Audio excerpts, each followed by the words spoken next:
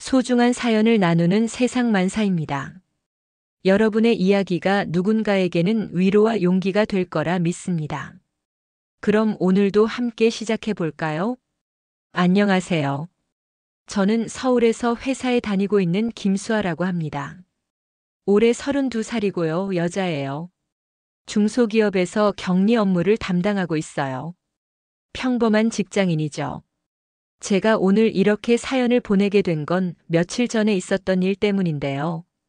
정말 제 인생에서 가장 충격적인 하루였어요. 아직도 꿈만 같아요. 그날 이후로 제 인생이 완전히 바뀌었거든요. 여러분께 여쭤보고 싶은 게 있어요. 혹시 여러분 부모님이 다른 사람들한테 무시당하는 걸 본 적 있으세요?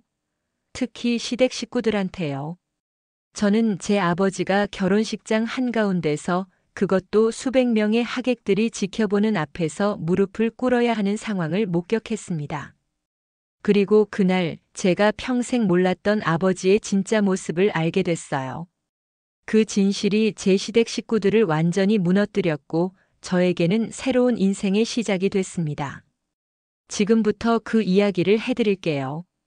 저는 정말 평범하게 자랐어요. 특별히 부족한 것도 없었지만 풍족하지도 않았죠. 아버지는 제가 기억하는 한 줄곧 경상남도의 작은 도시에서 방앗간을 운영하셨어요. 김태호, 그게 우리 아버지 이름이에요. 제가 어렸을 때부터 지금까지 쭉 같은 동네에서 방앗간을 하고 계세요. 어머니는 제가 초등학교 3학년 때 교통사고로 돌아가셨어요. 그때부터 아버지가 혼자 저를 키우셨죠. 아버지는 정말 열심히 사셨어요. 새벽 5시면 일어나서 방앗간 문을 여셨고 밤 9시가 넘어서야 문을 닫으셨거든요. 동네 사람들이 쌀을 빻으러 오면 하나하나 정성스럽게 빻아주시고 떡 만들 쌀가루가 필요하다고 하면 곱게 갈아주시고 그렇게 일하셨어요. 저는 방앗간 바로 옆에 붙어 있는 작은 집에서 살았어요. 방이 2개밖에 없는 작은 집이었죠. 방 하나는 아버지 방이고 하나는 제 방이었어요. 거실도 작았고 부엌도 좁았어요. 근데 저는 불편하지 않았어요. 아버지가 항상 집을 깨끗하게 청소해 주셨고 밥도 꼬박꼬박 챙겨 주셨거든요. 학교 갔다 오면 방앗간에서 숙제를 했어요. 방앗간 기계 돌아가는 소리를 들으면서요. 그 소리가 저한테는 자장가 같았어요. 아버지는 일하시면서도 틈틈이 제 숙제를 봐주셨어요. 수학 문제 풀이도 알려주시고 국어 독후감 검사도 해주시고요. 아버지는 공부를 많이 하신 분은 아니셨지만 저한테는 최고의 선생님이셨어요. 친구들이 가끔 놀러 왔어요. 그러면 아버지가 갓 빻은 쌀로 떡을 만들어 주셨죠. 가래떡을 구워서 설탕이랑 콩가루를 묻혀주시면 친구들이 너무 맛있다고 좋아했어요. 그럴 때마다 아버지는 흐뭇하게 웃으셨죠. 딸 친구들이 좋아하는 모습을 보면서 행복해 하셨어요. 중학교, 고등학교 때도 마찬가지였어요.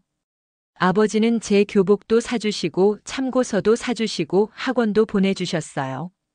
방앗간 수입이 그렇게 많지 않았을 텐데 저한테는 항상 넉넉하게 해주셨어요. 제가 뭐 갖고 싶다고 하면 웬만하면 다 사주셨거든요. 대학교 입학할 때는 서울로 올라가야 했어요. 아버지는 제가 서울 대학교에 붙었다고 하니까 정말 좋아하셨어요. 눈물까지 글썽이시면서 제 머리를 쓰다듬어 주셨죠.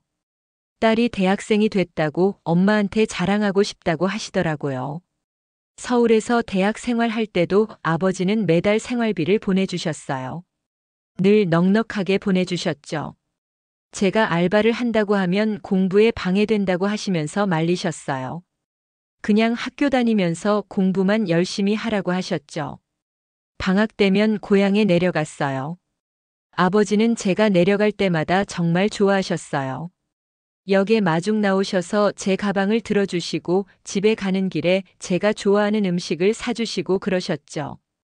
집에 도착하면 방앗간에서 갓 빻은 햅쌀로 밥을 지어주셨어요. 그 밥이 정말 맛있었거든요. 대학교 졸업하고 취직할 때도 아버지는 응원해 주셨어요. 서울에 있는 회사에 취직했다고 하니까 서울이 멀긴 하지만 좋은 기회니까 열심히 해보라고 하셨어요. 그리고 이사 갈 때 보증금이랑 월세를 다 내주셨죠. 제가 어떻게 이렇게 목돈을 가지고 계시냐고 물어봤더니 아버지는 그냥 조금씩 모아뒀다고 하셨어요. 회사 생활하면서 남편 민준이를 만났어요. 민준이는 작은 무역회사에서 일하는 사람이었어요. 직급은 과장이었고요. 처음 만났을 때 인상이 좋았어요. 예의 바르고 말도 잘 통하고 성실해 보였거든요. 사귀면서 민준이 부모님을 만났어요. 시댁은 서울에 아파트를 갖고 계셨어요. 크지는 않지만 괜찮은 동네에 있는 아파트였죠. 시아버지는 회사 다니시다가 정년 퇴직하셨고 시어머니는 전업주부셨어요. 그리고 시누이 혜진 씨가 있었어요. 민준이보다 2살 어렸죠. 처음 만났을 때부터 시어머니는 저한테 여러 가지를 물어보셨어요. 어느 대학 나왔는지, 회사는 어디 다니는지, 부모님은 뭐 하시는지. 저는 솔직하게 다 말씀드렸어요. 아버지가 지방에서 방앗간을 하신다고요. 시어머니 표정이 미묘하게 변하는 걸 봤어요. 방앗간이요? 하시면서요. 네, 방앗간이요. 동네 사람들 쌀 빻아주시고 그러세요. 제가 대답했죠. 시어머니는 아, 그러시구나 하시더니 더 이상 그 얘기는 안 하셨어요.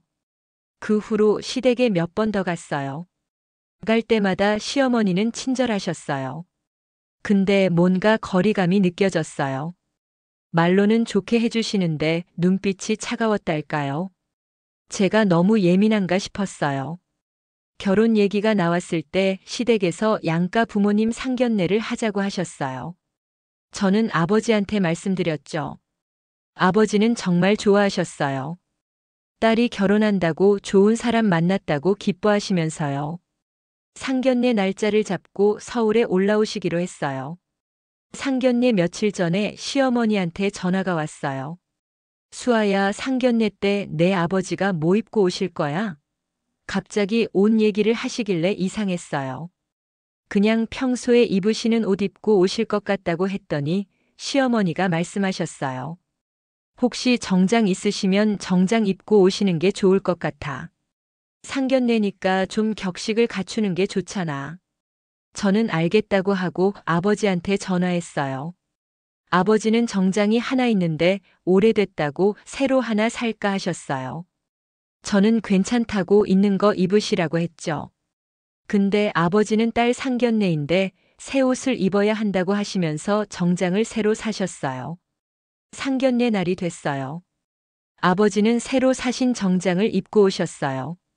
검은색 정장이었는데 아버지한테 잘 어울렸어요.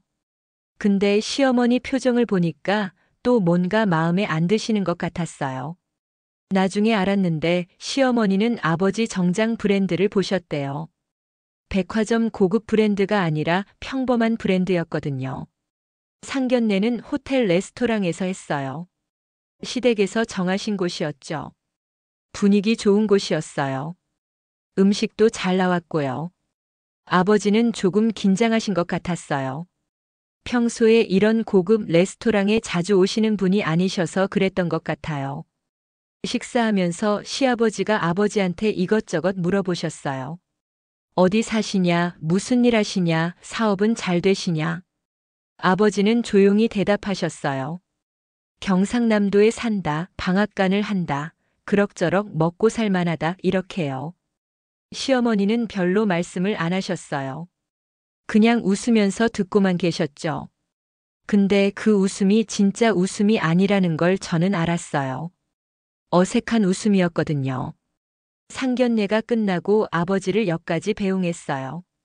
아버지는 민준이 부모님이 좋은 분들 같다고 잘 모시라고 하셨어요. 저는 네 하고 대답했죠. 아버지가 기차를 타고 떠나시는 걸 보면서 가슴이 먹먹했어요. 뭔가 아버지가 상견례 자리에서 편하지 않으셨던 것 같아서요. 그날 저녁 민준이한테 전화가 왔어요. 엄마가 아버님한테 드릴 말씀이 있으시대. 저는 뭔가 싶어서 시댁에 갔어요.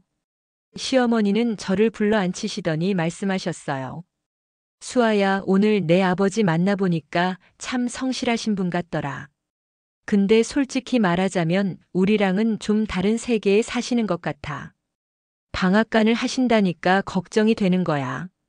너희 결혼하면 친척들이나 민준이 회사 사람들한테 소개할 일이 많을 텐데 그때마다 장인어른이 방앗간 하신다고 하면 좀 그렇잖아. 저는 그게 무슨 말씀인지 이해가 안 갔어요. 뭐가 그런 건데요? 제가 물었죠. 시어머니는 한숨을 쉬시면서 말씀하셨어요. 수아야, 너도 알잖아. 사람들이 직업을 보고 판단하는 게 현실이야. 방앗간은 좀 낮은 직업으로 보이거든. 요즘 누가 방앗간을 해? 시골 할아버지들이나 하는 일이잖아. 그래서 말인데 친척들이나 다른 사람들한테는 내 아버지가 사업하신다고만 얘기하자. 굳이 방앗간이라고 구체적으로 말할 필요 없어. 저는 그 말을 듣고 기분이 나빴어요. 근데 뭐라고 반박할 말이 떠오르지 않았어요. 시어머니 말씀이 완전히 틀린 건 아니었거든요. 실제로 사람들이 직업을 보고 판단하는 게 사실이니까요. 결국 저는 알겠다고 했어요. 시어머니는 만족하신 표정으로 고맙다고 하셨죠. 내가 이해해줘서 다행이야. 이것도 다 너희 둘을 위해서야. 결혼 준비하면서도 비슷한 일이 계속 있었어요.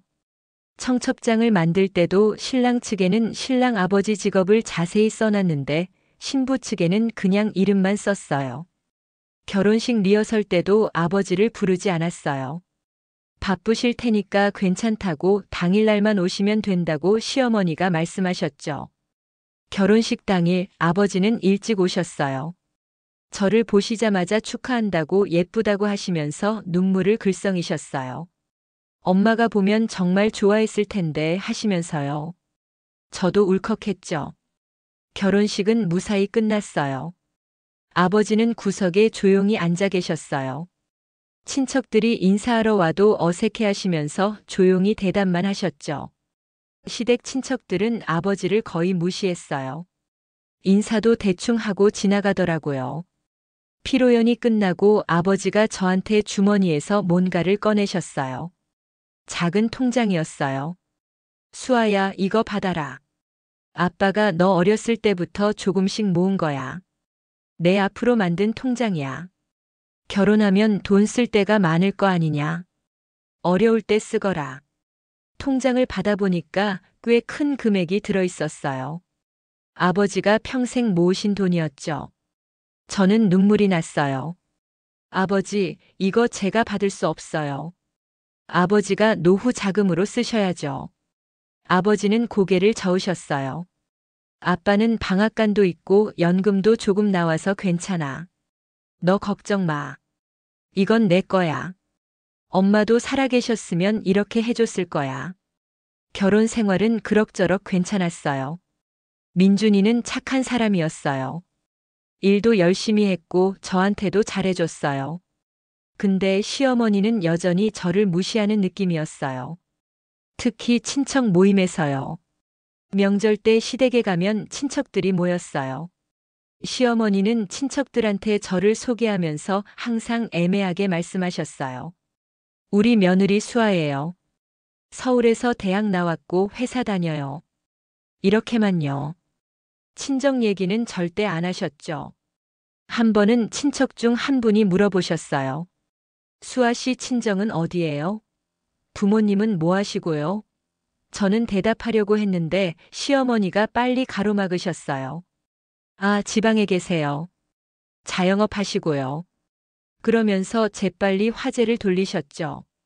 아버지가 명절 때마다 선물을 보내주셨어요. 방앗간에서 직접 빻은 쌀이랑 쌀가루랑 떡이랑 그런 것들이요. 정성껏 포장해서 보내주셨죠. 근데 시어머니는 받으실 때마다 표정이 별로였어요. 한 번은 제가 없는 데서 시어머니가 시누이한테 하신 말씀을 들었어요.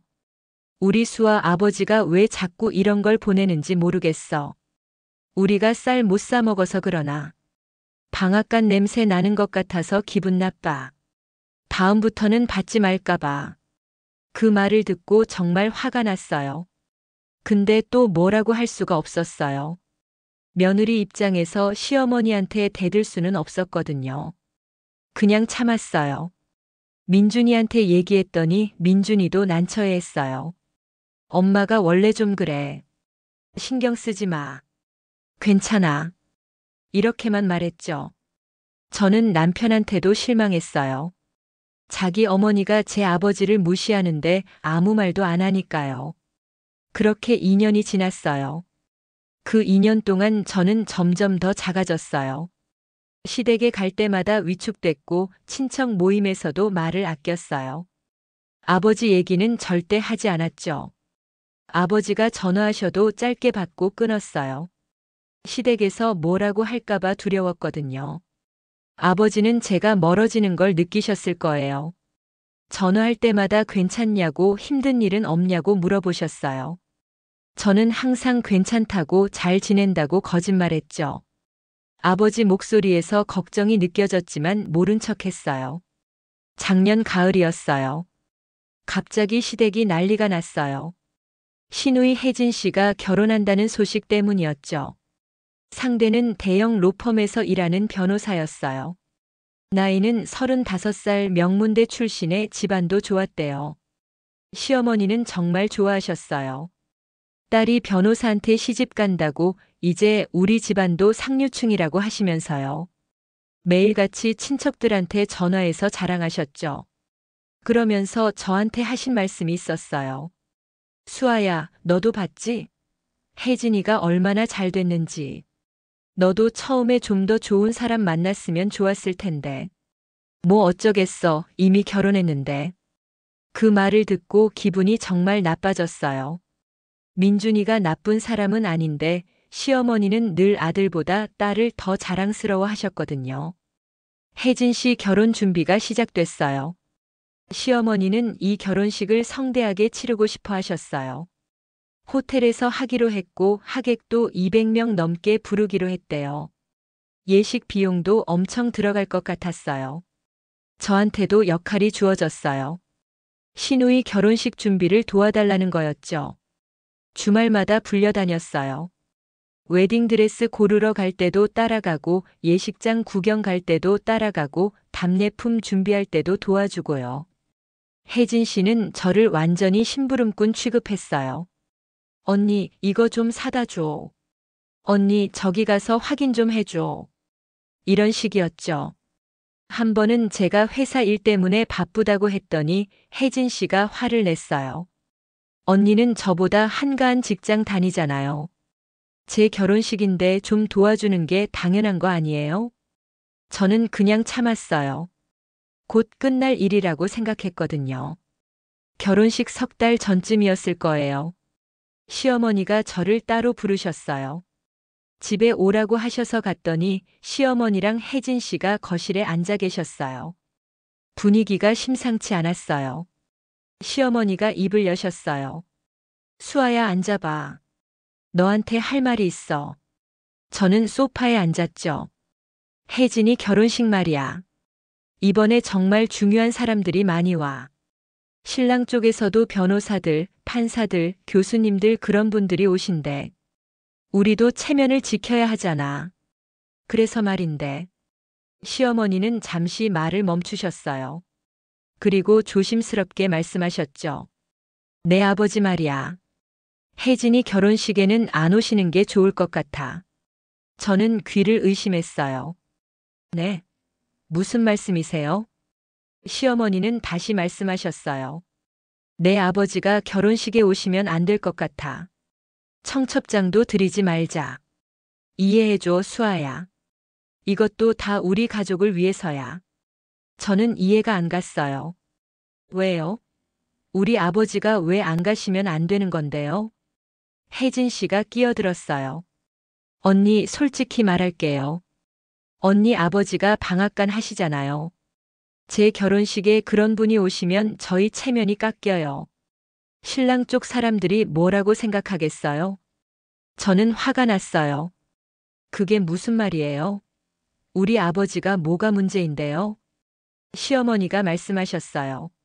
문제가 있다는 게 아니야. 근데 솔직히 방앗간은 좀 그렇잖아. 요즘 시대에 누가 방앗간을 해? 하객들이 다 좋은 직업 가진 사람들인데 내 아버지만 방앗간 하시면 좀 눈에 띄잖아. 그리고 옷차림도 그렇고 말투도 좀 투박하시잖아. 혹시라도 신랑 쪽 하객들한테 신뢰되는 행동을 하시면 어떡해? 저는 믿을 수가 없었어요. 우리 아버지가 신뢰되는 행동을 한다고요? 아버지는 평생 예의 바르게 사신 분인데요. 수아야, 내가 너 기분 나쁘라고 하는 말이 아니야. 근데 현실적으로 생각해봐. 내 아버지가 오시면 불편한 일이 생길 수 있어. 차라리 안 오시는 게 서로한테 편해. 알겠지? 저는 뭐라고 대답해야 할지 몰랐어요. 마음속으로는 거절하고 싶었어요. 근데 시어머니 눈빛이 너무 강해서 말이 나오지 않았어요. 혜진 씨가 덧붙였어요. 언니, 제발 부탁이에요. 제 인생에서 제일 중요한 날인데 망치지 말아줘요. 언니 아버지는 나중에 따로 만나서 인사드릴게요. 응? 저는 결국 고개를 끄덕였어요. 알겠어요. 아버지한테 말씀드릴게요. 그렇게 말하고 집을 나왔어요. 집으로 돌아오는 길에 계속 울었어요. 제가 이렇게까지 비굴해져야 하나 싶었어요. 우리 아버지가 뭘 잘못했는데 결혼식에도 못 가시는 건지. 근데 어쩔 수 없었어요. 시어머니한테 대들 용기가 없었거든요. 남편한테 얘기했어요. 민준이는 난처한 표정을 지었어요. 엄마가 좀 심했네. 근데 혜진이 결혼식이 진짜 중요하긴 해. 신랑 쪽에서 온 사람들도 많고. 이번만 참아줄 수 있어? 결혼식 끝나면 내가 엄마한테 확실히 말씀드릴게. 저는 한숨을 쉬었어요. 민준이도 결국 시어머니 편이었어요. 다음 날 아버지한테 전화했어요. 손이 떨렸어요. 아버지, 저 수아예요. 아버지는 반갑게 대답하셨어요. 오, 수아야. 무슨 일이야? 저는 거짓말을 했어요. 아버지, 시누이 결혼식 있잖아요. 그게 가족끼리만 조촐하게 한대요. 그래서 청첩장을 따로 안 돌린대요. 아버지는 잠시 침묵하셨어요. 그러고는 조용히 말씀하셨어요. 그래? 그럼 아빠는 안 가도 되는 거야? 네, 괜찮대요. 가족끼리만 한대요. 저도 거짓말을 계속했죠. 아버지 목소리가 조금 떨리는 것 같았어요. 알았다. 그래, 그럼 아빠는 집에 있을게. 혜진이한테 축하한다고 전해줘. 네, 알겠어요. 저는 빨리 전화를 끊었어요. 아버지 목소리를 더 들으면 울 것 같았거든요. 그날 밤 잠을 제대로 못 잤어요. 계속 아버지 생각이 났어요. 아버지가 얼마나 실망하셨을까. 딸의 시누이 결혼식에도 못 가시는 아버지의 심정이 어떠셨을까. 그런 생각을 하니까 가슴이 아팠어요. 그 후로 몇 달 동안 결혼식 준비가 계속됐어요. 저는 시키는 대로 다 했어요. 초대장 주소 쓰기, 답례품 포장하기, 예식장 장식 확인하기, 피로연 음식 시식하기. 뭐든지 다 했죠. 시어머니는 매일같이 혜진이 결혼식 얘기만 하셨어요. 신랑 집안이 얼마나 좋은지, 하객들이 얼마나 대단한 사람들인지, 예식장이 얼마나 고급스러운지. 그런 얘기만 하셨죠. 저한테는 계속 확인하셨어요. 내 아버지한테 제대로 말했지? 절대 오시면 안 돼. 혹시라도 그날 연락하시면 전화 받지 마. 알겠지? 네, 알겠어요. 저는 그렇게 대답했어요. 속으로는 자존심이 상했지만 겉으로는 참았죠. 결혼식 일주일 전부터는 거의 매일 시댁에 갔어요. 최종 점검할 게 많았거든요. 피로연 좌석 배치, 식순 확인, 사진 찍을 장소 정하기 그런 것들이요. 저는 그냥 시키는 대로 했어요. 혜진 씨는 점점 더 신경질적이 됐어요. 뭐 하나라도 마음에 안 들면 짜증을 냈죠. 저한테도 자주 화를 냈어요. 한 번은 제가 답례품 리본을 잘못 묶었다고 화를 내면서 다시 하라고 했어요. 수십 개를 다시 묶어야 했죠. 결혼식 이틀 전에는 리허설이 있었어요. 예식장에서 식순대로 리허설을 했어요. 입장하는 순서, 서는 위치, 절하는 타이밍 다 연습했죠. 저도 신부 오빠 와이프로서 참석했어요. 리허설이 끝나고 시어머니가 저한테 다시 한번 당부하셨어요. 수아야, 내 아버지 전화번호 그날은 꺼놔. 혹시라도 연락하시면 곤란해. 저는 그렇게 하겠다고 했어요. 시어머니는 만족한 표정으로 고맙다고 하셨죠. 드디어 결혼식 전날이 됐어요. 저는 거의 잠을 못 잤어요. 계속 불안했거든요. 뭔가 잘못될 것 같은 느낌이 들었어요. 결혼식 당일 아침이 됐어요. 날씨는 맑았어요. 봄 햇살이 따뜻한 토요일이었죠. 저는 일찍 일어나서 준비했어요. 시댁에서 빌려준 한복을 입었어요.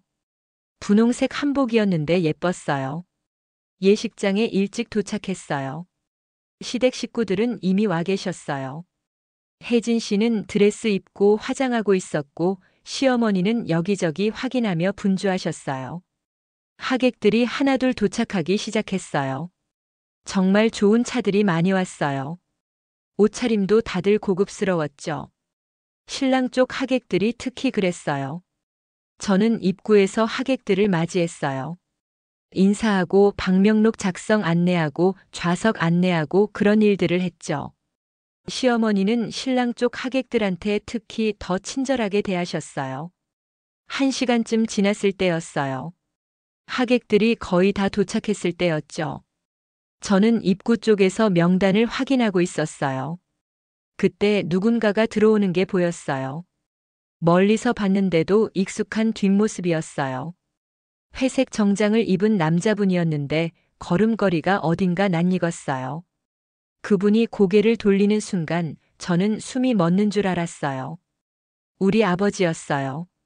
아버지는 오래된 회색 정장을 입고 계셨어요. 제가 대학 입학식 때 사신 그 정장이었어요. 10년도 더 된 옷이라 좀 낡아 보였죠. 그리고 손에는 큰 하얀 비닐 포대를 들고 계셨어요. 방앗간에서 쓰는 쌀 포대였어요. 저는 그 자리에서 얼어붙었어요. 어떻게 해야 할지 몰랐거든요. 아버지는 저를 발견하시고는 미안한 표정을 지으셨어요. 그리고 천천히 제 쪽으로 걸어오셨죠. 제 머릿속이 하얘졌어요. 아버지가 왜 여기 계신 거지? 제가 결혼식 하지 말라고 말씀드렸는데. 어떻게 장소를 아신 거지? 아버지가 제 앞에 서셨어요. 조용한 목소리로 말씀하셨어요. 수아야, 미안하다. 아빠가 올까 말까 정말 고민 많이 했는데, 그래도 내 얼굴 한번 보고 싶어서 왔다. 아버지 목소리가 떨리고 있었어요. 눈빛에는 미안함과 슬픔이 가득했죠. 아버지, 어떻게 오신 거예요? 저는 작은 목소리로 물었어요. 아버지는 쓸쓸하게 웃으셨어요. 아빠가 동네에서 아는 사람한테 물어봤다. 혜진이가 어디서 결혼한다고 하더라. 미안하다, 수아야. 아빠가 너무 보고 싶었어. 조용히 구석에 앉아 있다가 갈게.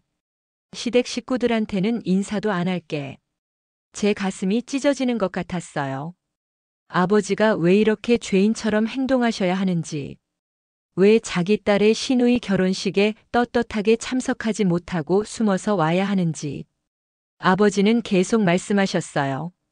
이것 좀 전해줘. 아빠가 어제 밤새 빻은 햅쌀이야.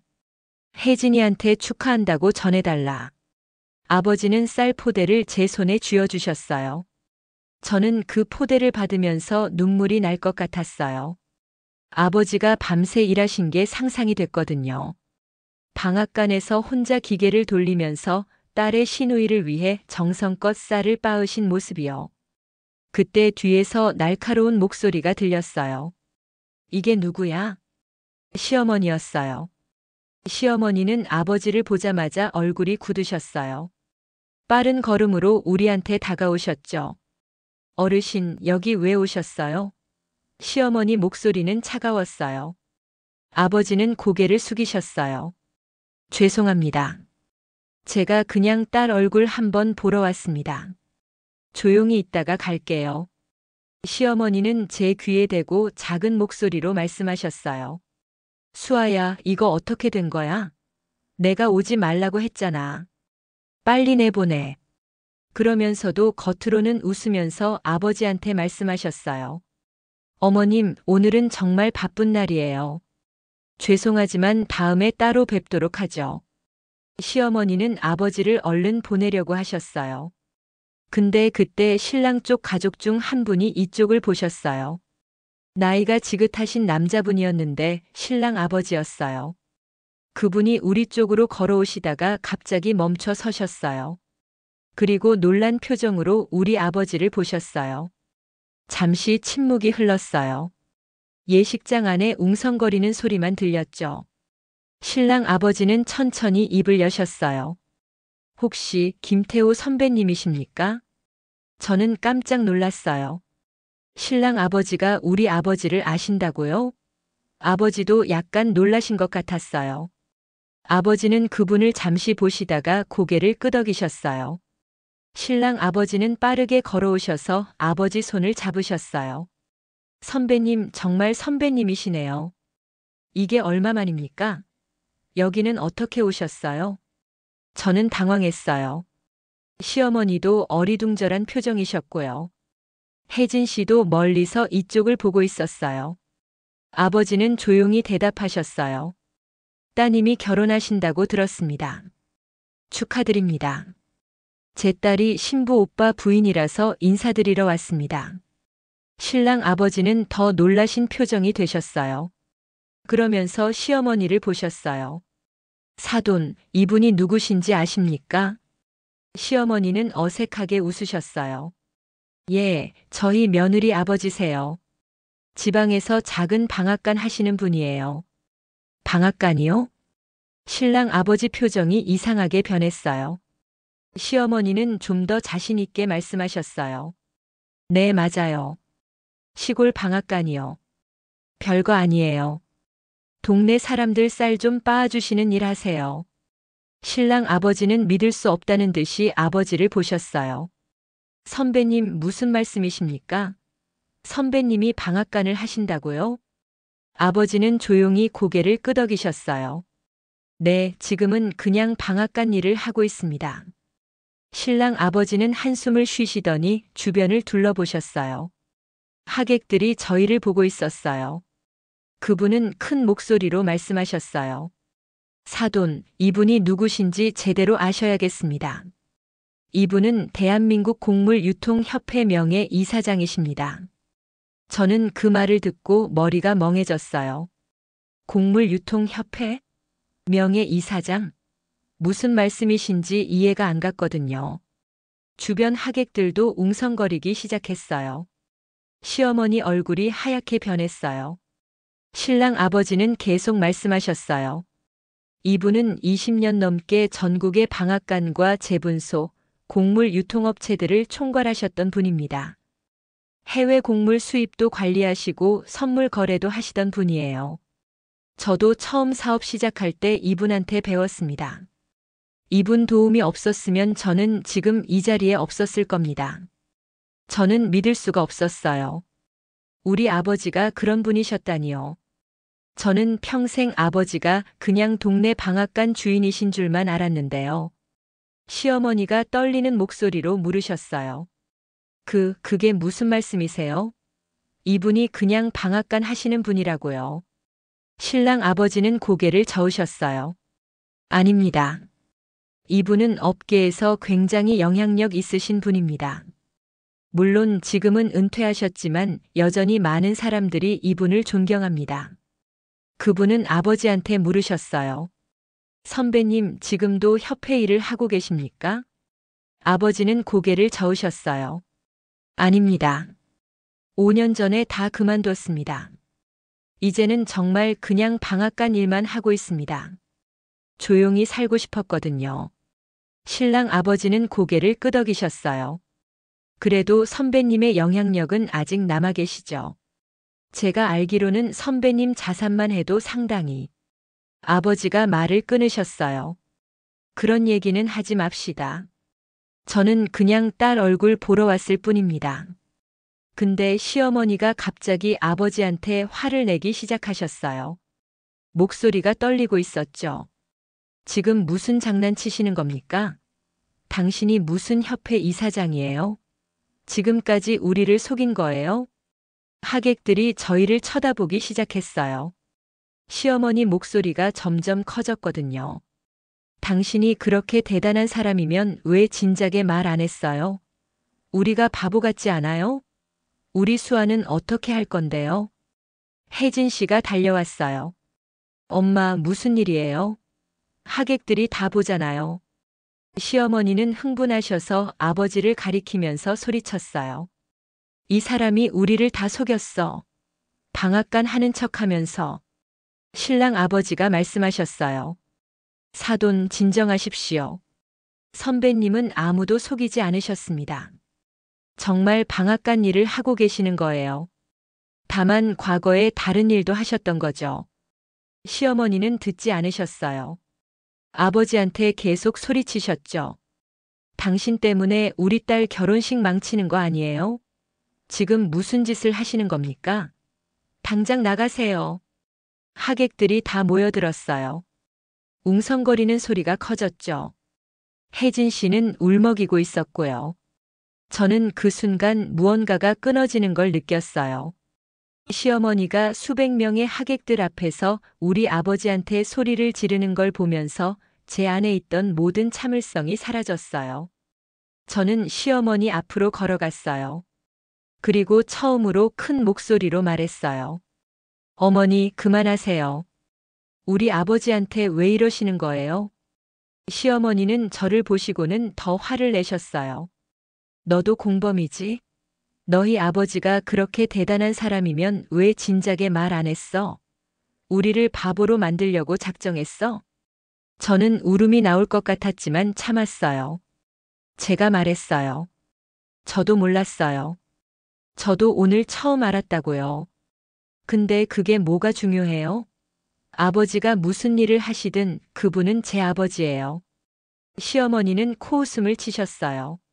무시. 내가 언제 무시했어? 나는 그냥 우리 가족 체면 생각해서 조심스럽게 행동한 거야. 저는 화가 났어요. 조심스럽게요? 어머니는 우리 아버지한테 결혼식도 오지 말라고 하셨잖아요. 청첩장도 주지 말라고 하셨고요. 전화번호도 꺼놓으라고 하셨잖아요. 그게 조심스러운 거예요? 주변이 조용해졌어요. 하객들이 다 저희를 보고 있었죠. 저는 계속 말했어요. 어머니는 우리 아버지를 창피해하셨어요. 방앗간 하신다고 시골 사람이라고 무식하다고. 그렇게 무시하셨잖아요. 제가 아버지한테 거짓말하게 만드셨잖아요. 시어머니 얼굴이 빨개지셨어요. 뭐? 지금 내가 시어머니한테 뭐라고 하는 거야? 그때 아버지가 제 팔을 잡으셨어요. 수아야, 그만해. 아빠가 그냥 갈게. 근데 저는 멈출 수가 없었어요. 3년 동안 참았던 게 터져 나왔거든요. 아니에요, 아버지. 제가 말씀드려야 해요. 저는 시어머니한테 말했어요. 어머니는 우리 아버지를 사람 취급도 안 하셨어요. 명절 때 보내주신 선물도 거지 취급하셨고요. 친척들한테도 우리 아버지 얘기 절대 안 하셨잖아요. 혜진 씨가 울면서 소리쳤어요. 언니, 제발요. 제 결혼식이에요. 그만해요. 저는 혜진 씨를 보면서 말했어요. 미안해요. 근데 저는 이제 더 이상 못 참겠어요. 저희 아버지가 뭘 잘못했는데 이런 대접을 받아야 해요? 신랑 아버지가 다시 말씀하셨어요. 사돈, 이게 무슨 일입니까? 제가 평생 은인으로 모셔온 분을 이렇게 대하신 겁니까? 시어머니는 변명하려고 했어요. 아니에요, 사돈. 오해예요. 저는 그냥. 근데 신랑 아버지는 고개를 저으셨어요. 사돈, 저는 선배님을 평생 존경해 왔습니다. 제 사업이 있는 것도 다 선배님 덕분입니다. 그런 분을 이렇게 대하는 집안과는 사돈을 맺을 수 없습니다. 혜진 씨가 비명을 질렀어요. 뭐라고요? 아버님, 무슨 말씀이세요? 신랑도 당황해서 아버지를 보았어요. 아버지, 진정하세요. 얘기를 좀 해봅시다. 근데 신랑 아버지는 단호하셨어요. 아니다. 나는 이런 식으로 사람을 대하는 집안과는 인연을 맺을 수 없다. 결혼은 취소다. 예식장이 순식간에 아수라장이 됐어요. 혜진 씨는 그 자리에 주저앉아 울기 시작했어요. 시어머니는 신랑 아버지한테 매달렸죠. 사돈 제발요. 오해예요. 제가 잘못했어요. 근데 신랑 아버지는 돌아서셨어요. 그리고 신랑한테 가자고 하셨어요. 신랑은 혜진 씨를 보다가 고개를 숙이고 아버지를 따라갔어요. 하객들은 웅성거렸어요. 어떤 사람들은 사진을 찍기도 했어요. 시어머니는 넋이 나간 표정으로 바닥에 주저앉으셨어요. 아버지는 조용히 저를 보셨어요. 수아야, 우리 가자. 저는 아버지 손을 잡았어요. 그리고 그 지옥 같은 결혼식장을 걸어 나왔습니다. 남편 민준이가 뒤에서 제 이름을 불렀지만 돌아보지 않았어요. 예식장 밖으로 나오니 햇살이 눈부셨어요. 아버지는 제 손을 꼭 잡고 계셨어요. 우리는 한동안 아무 말도 하지 않았어요. 그냥 걸었죠. 택시를 타고 조용한 공원으로 갔어요. 벤치에 앉아서 한참을 있었어요. 아버지가 먼저 입을 여셨어요. 수아야, 미안하다. 아빠 때문에 내 결혼 생활이 힘들었구나. 저는 고개를 저었어요. 아니에요, 아버지. 제가 잘못했어요. 제가 아버지를 지키지 못했어요.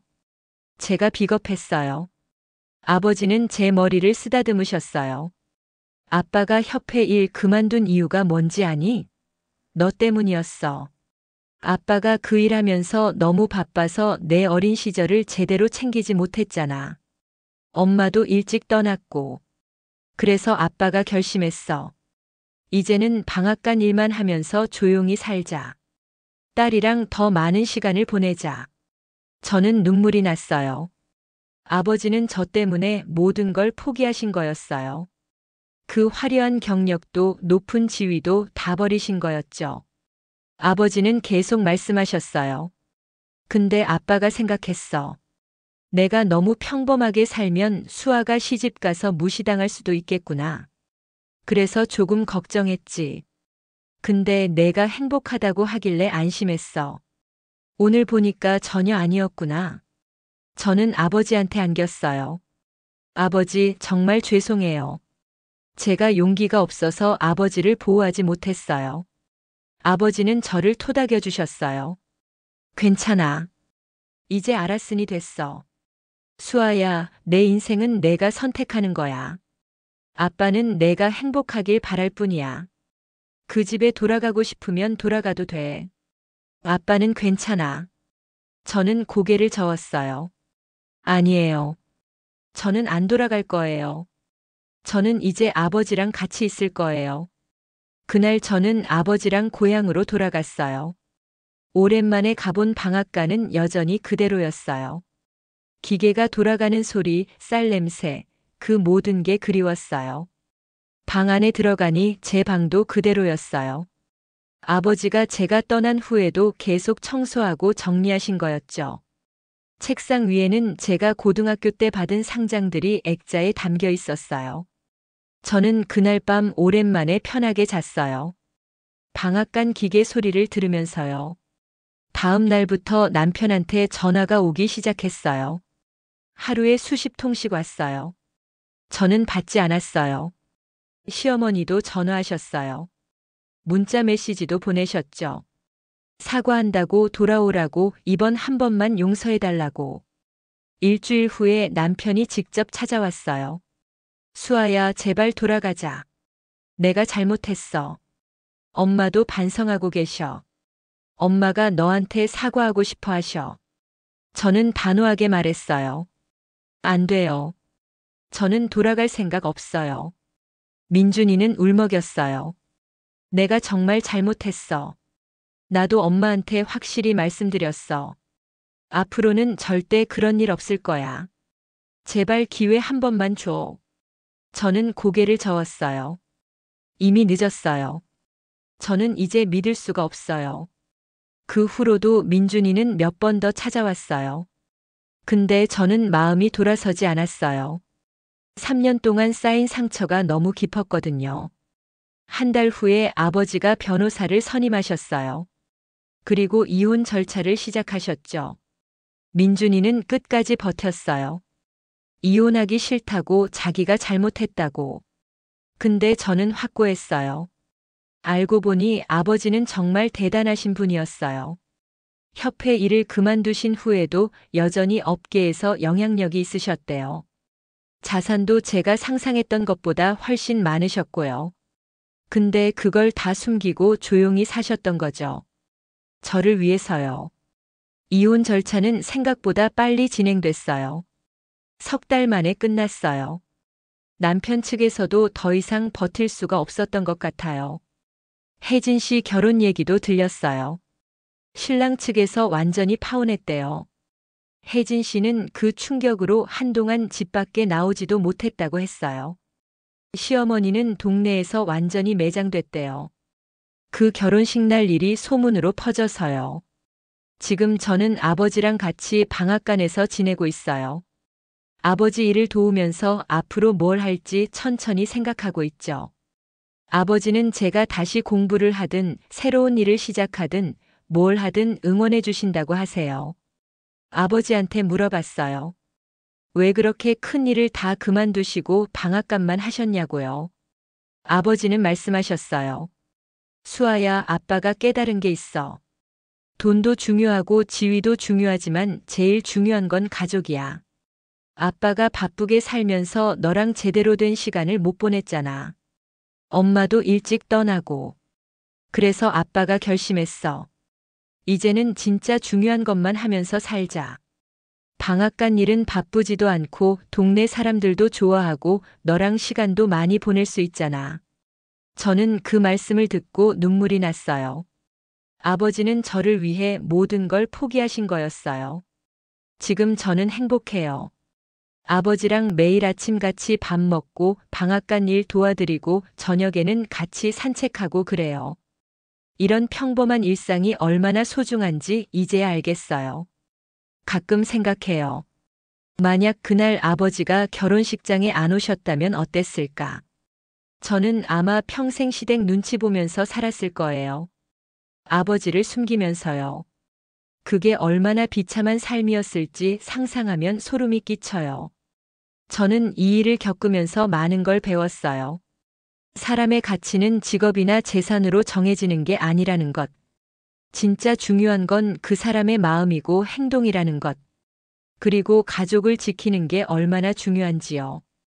혹시 저와 비슷한 상황에 계신 분들이 있다면 말씀드리고 싶어요. 부모님을 부끄러워하지 마세요. 다른 사람들 눈치 보느라 부모님을 숨기지 마세요. 부모님은 여러분이 지켜야 할 가장 소중한 사람들이에요. 저는 늦게 깨달았지만 그래도 깨달았어요. 우리 아버지가 얼마나 훌륭한 분인지. 직업이 뭐든 재산이 얼마든 그건 중요하지 않아요. 아버지가 저를 사랑하신다는 게 제일 중요한 거예요. 지금 저는 새로운 삶을 시작하고 있어요. 방앗간 일도 배우고 있고 온라인으로 판매도 시작하려고 준비 중이에요. 아버지가 평생 빻아온 쌀의 품질이 정말 좋거든요. 이걸 더 많은 사람들한테 알리고 싶어요. 아버지는 제 계획을 듣고 정말 좋아하셨어요. 내가 하고 싶은 거 다 해봐라. 아빠가 도와줄게. 그렇게 말씀하시면서 웃으셨죠. 마지막으로 하고 싶은 말이 있어요. 여러분, 부모님을 사랑하세요. 그리고 지켜주세요. 누가 뭐라고 해도 당당하게 부모님 편에 서세요. 그게 나중에 후회하지 않는 길이에요. 저는 그날 결혼식장을 걸어 나오면서 무언가를 잃은 게 아니에요. 오히려 더 소중한 걸 찾았어요. 아버지의 진짜 모습을, 그리고 제 자신의 용기를요. 지금 이 순간이 제 인생에서 가장 행복한 시간이에요. 아버지랑 같이 있는 이 시간이요. 그리고 저는 확신해요. 제가 올바른 선택을 했다고요. 긴 이야기 들어주셔서 감사합니다. 혹시 비슷한 상황에 계신 분들이 있다면 꼭 용기를 내시길 바라요. 진짜 소중한 사람들을 지킬 용기를요. 그게 여러분이 평생 후회하지 않을 선택이 될 거예요. 김수아였습니다. 감사합니다. 영상이 재미있으셨다면 구독과 좋아요, 댓글까지 부탁드리고 오늘도 건강하고 행복한 하루 되시길 바랍니다.